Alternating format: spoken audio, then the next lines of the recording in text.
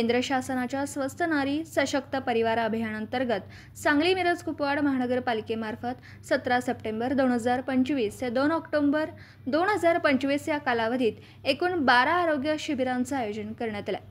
त्याची सुरुवात आज दिनांक 17 सप्टेंबर रोजी शहरी प्राथमिक आरोग्य केंद्र क्रमांक 2 साखर कारखान्यात झाली। महाआरोग्य शिबिराचं उद्घाटन सांगली जिल्ह्याचे आमदार सुधीरदादा गाडगीळ यांच्या हस्ते करण्यात आलं।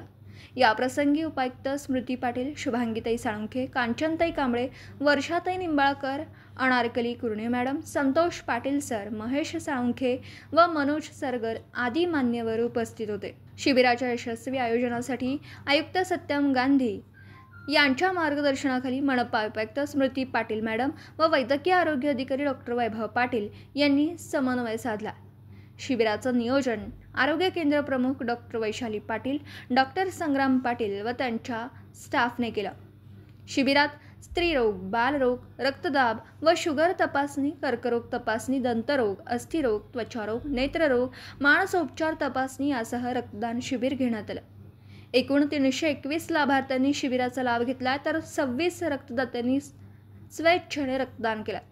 या शिबिरात मनपाच्या तज्ज्ञ डॉक्टरांसोबत भारतीय hospital, Sudarshan hospital, Kulloli hospital व होरायझन हॉस्पिटल यांनी सहकार्य केलं। लाभार्थ्यांना आयुष्यमान भारत कार्ड देखील वितरित करण्यात आलं। महिलांच्या आणि बालकांच्या आरोग्याची सर्वांगीण तपासणी होऊन समाजात आरोग्यदायी वातावरण निर्माण होणं हीच या शिबिरांची खरी जमेची बाजू आहे। आमदार सुधीरदादा गाडगीळ, मनपा क्षेत्रातील महिलांनी जास्तीत जास्त शिबिरात सहभागी होऊन आरोग्य तपासणी करून घ्यावी। 2 ऑक्टोबर 2025 पर्यंत सदरचं अभियान चालू असणार आहे।